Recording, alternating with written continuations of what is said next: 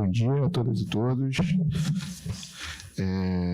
Primeiramente, agradecer, cumprimentar a mesa, na pessoa do Dr. André Cirino e também a Patrícia Perrone pela organização. Eu fico muito feliz de ter sido convidado a participar desse evento, justamente com a convite, a designação do ministro Barroso, que foi meu professor na graduação, no mestrado, e dentro de um evento com tantas pessoas extremamente qualificadas, com renome mundial. Eu até anotei aqui que eu não ia fingir costume de estar aqui hoje, então eu realmente agradeço, estou realmente muito feliz de estar aqui, justo na PGE, que eu já estou virando quase sócio, Semana passada estive aqui também para lançar o meu livro, então é um lugar que eu já tô acostumado praticamente, a minha outra casa também, aqui no Rio. E dentro disso tudo, que foi falado, eu vou fazer só uma complementação, enfim, falar um pouco mais de Brasil especificamente, e tirando algumas coisas que eu já venho escrevendo e refletindo a respeito e que às vezes eu trago também nas colunas do Globo. O ministro Barroso ele falou sobre a democracia constitucional e obviamente eu não vou colocar aqui para complementar nada, mas a questão que eu acho que é importante, assim, como tema central aqui, como fio condutor da nossa conversa, é que a democracia liberal, a democracia constitucional, ela vem justamente para fazer com que o Estado ele se limite frente à liberdade e aos direitos fundamentais das pessoas. Eu acho que esse é um principal ponto quando a gente vai falar de extrema-direita, extrema-esquerda, enfim, a gente está falando sobre o principal, que é a pessoa ser reconhecida como sujeito de direitos e que precisa ter ali uma determinada limitação do Estado. E é a partir daí que a gente vai ter, por exemplo, a questão do processo. Vou jogar rapidamente para a minha área, que o processo ele é justamente essa ideia de que você precisa responder a regras previamente estabelecidas para interferir no patrimônio jurídico da pessoa. E é justamente essa ideia da legitimação da atuação do Estado através do respeito ao processo. E a partir daí, quando a gente vai falar especificamente nas regras democráticas e tudo, a gente vai falar um pouquinho também sobre eleições e esse cenário atual que a gente está no Brasil, isso também passa pela questão da nossa Constituição. Ela é uma Constituição que promete muito, tem até uma entrevista do ministro Barroso que ele fala que ela promete muito, ela promete, só não traz o amor em 3 dias, o restante faz tudo. E o problema é que o Estado brasileiro ele não entrega, e aí você vem o descontentamento. Tem até uma palestra interessante do Dr. Felipe Derble, que está aqui, ele fez a palestra aqui na PGE sobre isso, Derble, eu achei super interessante, porque quando você promete muito e você não entrega, você começa a ter um descolamento, um descontentamento entre a população e a classe política. E, a partir daí, a gente precisa pensar em reconfiguração dessas relações entre Estado, sociedade, pessoas, iniciativa privada, terceiro setor e tudo mais. E aí eu vou beber da fonte do professor Luiz Engales, que é da Universidade de Chicago, em que ele vai trazer, falando assim, olha, aquela dicotomia entre Estado e iniciativa privada, isso está ultrapassado. Na verdade, todo mundo tem que andar de mãos dadas. E o Estado ele precisa fazer uma regulação do ambiente para que a iniciativa privada possa realmente produzir, ter a liberdade para fazer essas coisas e, a partir daí, você ter um crescimento social e tudo mais. E aí a gente tem um exemplo muito recente com o marco regulatório do saneamento básico, em que, para a gente conseguir cumprir a Agenda 2030, o Estado brasileiro ele fazia um investimento de 3 bilhões por ano, e, na verdade, a gente precisava de muito mais. E, em 6 meses, ali, mais ou menos, a gente conseguiu mais ou menos 90 bilhões de reais de investimento. Então, a ideia de você ter clareza nas regras do jogo, né, de você ter uma jurisprudência que seja estável e regras claras com relação a investimento e aquela coisa que foi feita, né, de você pegar o filé e o osso ao mesmo tempo para poder não ficar só investindo onde já não precisa mais tanto, é o que vai fazer com que a coisa realmente ande. E aí a gente vai para um livro que eu gosto muito, que é o Porquê as Nações Fracassam, do Acemoglu e do Robinson, né? Eles vão trazer um estudo que foi feito por 20 anos num grupo de pesquisa de Harvard, e ali eles vão falar um pouco sobre por que algumas nações elas conseguem prosperar e outras não. Até esse ano, se eu não me engano, eles ganharam o Nobel de Economia, né?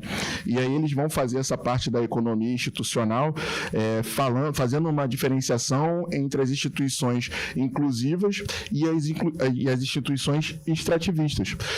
As instituições inclusivas são aquelas em que as pessoas que estão ali administrando, elas têm uma responsividade. O que isso quer dizer? Se você andar fora da linha, você vai precisar responder à sociedade, vai precisar responder para tudo. Então, se você tem um político que é pego fazendo alguma coisa, essa pessoa vai sair da cena política, ela vai ser punida, né, efetivamente. E as instituições extrativistas, por outro lado, elas pegam como um pequeno grupo político acaba explorando o restante da sociedade. E aí tem uma conversa muito interessante do Robinson com uma amiga minha, que foi aluna dele, que ele perguntou assim: Olivia, como é que tá o Brasil e tudo? E aí, com esse negócio de pega corrupto daqui e tal, aí ela, o Brasil tá com um desafio grande, mas as instituições estão respondendo. E aí o Robinson riu da cara dela e falou assim: Olivia, o Brasil não tem instituições sérias. E infelizmente a gente consegue ver várias instituições com caráter extrativista regendo o nosso país. Mas antes disso, eu queria fazer um breve relato assim do panorama das eleições agora de 2024, né? Que a gente teve o Centrão como grande vencedor. Para vocês terem noção, apenas 4 partidos do Centrão, eles elegeram 3 mil prefeitos, o que significa que 54% das prefeituras do Brasil estão na mão de 4 partidos do Centrão, e 46,5% de todos os vereadores do Brasil também, né? E, para além disso, quando a gente vai falar sobre essa relação entre pessoas, sociedade e Estado, e também em relação às eleições, a gente tem que lembrar que o nível de abstenção foi absurdo. A gente teve 21,71% de abstenção esse ano e só foi menor do que na época da pandemia, com 23,15%. Ou seja, muito pouca diferença de um para o outro. E isso traz, né, um recado, eu acho, da sociedade para as instituições em geral. Primeiro que as pessoas já estão de saco cheio, desculpa o português, claro, porque, assim, no final das contas, você troca as peças e as pessoas continuam sem acesso ao básico, né? Então, a partir dali, você começa a pensar, pô, eu votando ou não votando não vai fazer muita diferença, né? Em São Paulo, inclusive, o nível de brancos, nulos e abstenções ganhou do segundo colocado, né? Então, esse é o panorama que a gente tem que estar lidando.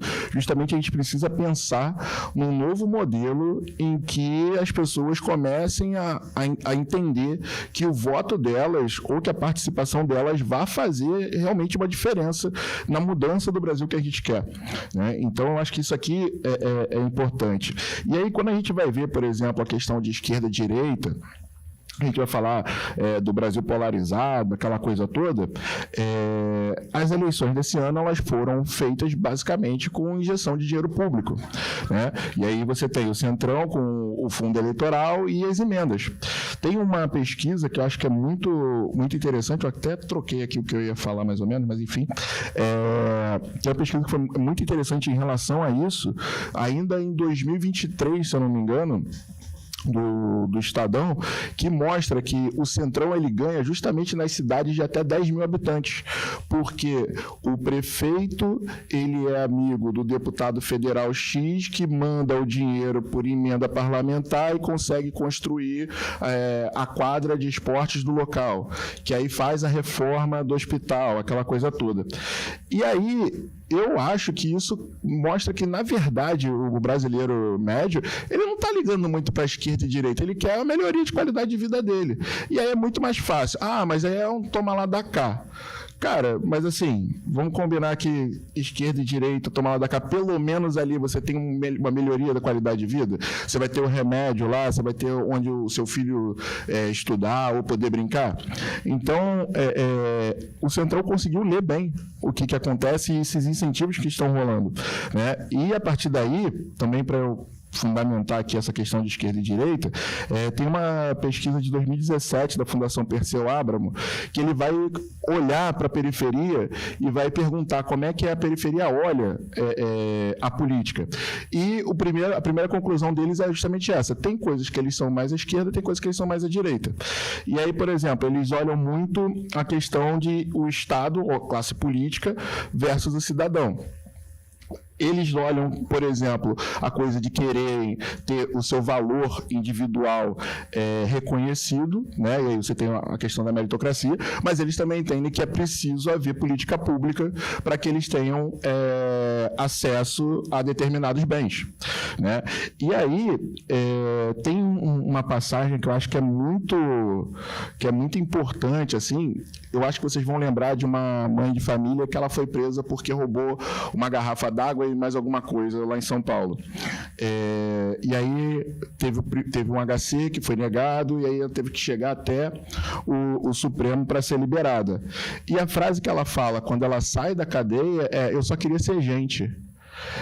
Eu acho que isso é muito forte, porque no final das contas, aqui a gente está falando de democracia e regime que vai conseguir fazer com que o Brasil ande, tudo, só que quando a gente vai falar na prática, dos eventos práticos disso, a gente está falando desse tipo de coisa. As pessoas ainda não têm o reconhecimento de que são pessoas, né? E a partir daí que eu acho que é importante a gente tentar olhar para isso de uma maneira mais adequada, de uma maneira mais prática, realmente, né? E aí eu jogo de volta para essa coisa do que aconteceu com o Centrão, e você tem esse jogo. Ainda que você não tenha uma vontade legítima de ajudar as pessoas, no final das contas é o que está acontecendo, sabe? E aí a gente precisa pensar em como fazer com que isso fique mais qualificado, por assim dizer.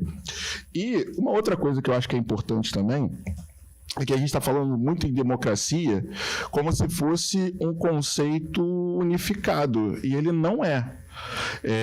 Em 2023 saiu uma pesquisa justamente falando sobre os impactos do 8 de janeiro, né? E me chamou muito a atenção porque o conceito de a definição de determinados conceitos, assim, ela é muito diferente entre as pessoas, entre seus espectros políticos. Por exemplo, você vai ter ali que 75,8% das pessoas discordam do que aconteceu no 8 de janeiro. E aí, 30 e poucos %, eu não consegui anotar, entendem que o Lula não teve mais votos que o Bolsonaro. Mas eu acho que tem um outro dado que me chamou muito mais a atenção, que 36,8% entendem que seria importante haver uma intervenção militar para resguardar o resultado das urnas. Ou seja, seria democrático uma intervenção militar pontual. E aí 9% dessa galera toda aqui que acha que deveria ser mantido. Mas vejam só, o que a gente está tratando aqui. Se a gente for falar em intervenção militar, eu acho que boa parte da auditória vai falar assim: não, isso aqui não é democracia de jeito nenhum. Uma boa parte das pessoas no Brasil acha que sim, né? A gente também, quando a gente vai discutir as coisas, a gente tem que entender, ou pelo menos trazer um consenso sobre que aspecto da democracia a gente está falando, que aspecto das eleições que a gente está falando, ou o que é extrema esquerda, extrema direita, porque muitas vezes fica aquela conversa de maluco. Eu falo uma coisa, você fala outra, tá todo mundo achando que está certo, e no final das contas, às vezes, vocês estão discordando, falando a mesma coisa, sabe? E eu acho que esses dados são importantes, né? Eu sempre olho muito para essas coisas, porque quando a gente vai discutir, a gente tem que entender mais ou menos o quadro, né? Qual é a fotografia nossa em relação a isso tudo. Então, é muito importante que a gente olhe, né, para saber, olha, beleza, o que a pessoa pobre, a gente está querendo reduzir a pobreza, o que a pessoa pobre realmente precisa, o que ela realmente pensa, como é que a gente consegue, e aí até de ponto de vista das eleições, agora quando teve nos Estados Unidos, as pessoas falaram, poxa, a gente não conseguiu trazer as pessoas para o campo democrático, né? Ficou com Trump. O que a gente precisa fazer para trazer essas pessoas de volta, né? Que tipo de discurso está afastando as pessoas seja do liberalismo, da esquerda ou qualquer outra coisa, né? Eu acho que esse é o ponto quando a gente está falando aqui da parte acadêmica. Mas na prática, o que a população quer é mudança do dia a dia, né? E aí você pega, por exemplo, em São Paulo, o aumento do roubo e do furto, né? E aí o Tarcísio, no início do ano, falava que as câmeras de farda não interferiam em nada. Aí, só que já tinham muitos dados falando o contrário, que na época que as câmeras de farda estavam sendo implantadas, que estava tendo um investimento maciço em cima disso, os flagrantes aumentavam, a violência contra os policiais também diminuía, né? A violência dos policiais também ia diminuindo, então é importante a gente sempre ter isso em mente, né? E, enfim, para justamente a gente não perder essa coisa. E aí a gente está falando aqui o trabalhador, a gente está falando aqui da pessoa que sai de casa às 6 horas da manhã e volta para casa às 10 horas da noite. Ela não tem tempo de ficar pensando se é direita ou esquerda, se Adam Smith falou alguma coisa ou Marx falou outra. Ela está pensando no dia seguinte. Tem um livro que é muito interessante que fala sobre a teoria de você sempre está faltando alguma coisa.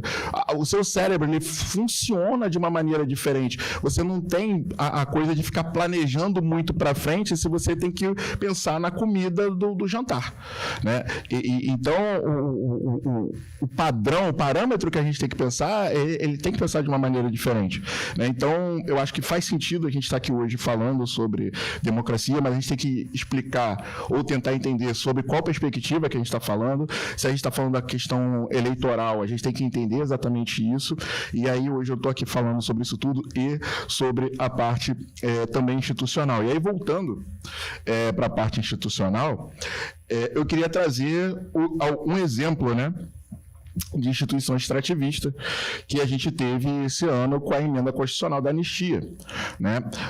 Em 2020, a gente conseguiu entrar com uma consulta eleitoral. Na verdade, a consulta eleitoral foi de 2019. 2020, no TSE, a gente ganhou, falando que era necessário haver distribuição proporcional das verbas eleitorais para as candidaturas negras, considerando que candidatos brancos ganhavam ganhava o dobro de verba eleitoral de candidaturas negras, e a gente está falando aqui de discriminação racial com dinheiro público, né? Então a gente está falando aqui que o dinheiro público está diminuindo as chances das pessoas negras ingressarem tanto no Congresso, mas nos cargos políticos em geral. E aí isso vai 2020 para o TSE. 2020 ainda, o Supremo ele decide que já valia para aquele ano, e aí primeiro a gente tem uma emenda constitucional de 117 em 2023 para anistiar, falando assim, olha, a gente não conseguiu cumprir o que foi determinado, então ninguém vai ser punido por conta disso. Aí esse ano, de novo, por conta de 2022. Então, se em 2020 não deu para fazer, 2022 também não deu para fazer, e aí eles vão e fazem, para além de dizer, olha, a gente não conseguiu fazer e ninguém vai ser punido, eles diminuem a interpretação que foi dada pelo Supremo, né, colocando um piso ali de 30%. Se você coloca um piso, é óbvio que se você não colocou quando era antes, que hoje, por exemplo, ia ser 52%, né, foram 52% de candidaturas negras, aí você baixa para 30%, o impacto disso foi de R$1 bilhão. né? E aí, a gente está falando aqui de uma situação típica de instituição extrativista, onde uma pequena quantidade de pessoas, ela é submetida a uma determinada regra, ela não cumpre esta regra, e depois ela muda a regra para que ela possa se adaptar àquilo ali. Isso é justamente o contrário da democracia. A gente está falando aqui, né, o ministro Barroso falou do Estado de Direito, da submissão das regras. Se você não gostou da regra, você muda. Esse é o nosso Estado hoje em dia. A gente tem uma elite política que, se não gostou de uma interpretação XYZ, se não foi legal, ela vai lá e muda e pronto. Né? Então você tem uma violação à regra e uma impunidade. A gente está falando aqui de uma constitucionalização da impunidade. Né? E isso me lembra muito uma obra do Lima Barreto, de 1922, né, que é o livro Os Brusundangas, que ele vai trazer, né, que existe uma elite de pseudodoutores, que são médicos, advogados, engenheiros, que eles só são importantes que eles têm esse diploma, e ponto, e acabou. Né? E isso eu acho que é o recado que eu queria trazer hoje aqui. Né? Eu acho que é super importante a gente falar realmente de democracia, né? A gente precisa realmente olhar, não são só essas questões que eu trouxe aqui hoje que vão circundar e que vão influenciar a democracia, mas eu acho que antes disso a gente precisa também dar um passo atrás e olhar para a República. O Brasil nunca teve República. Isso aqui é um caso clássico que uns são mais iguais do que os outros, né? Igual na Revolução dos Bichos.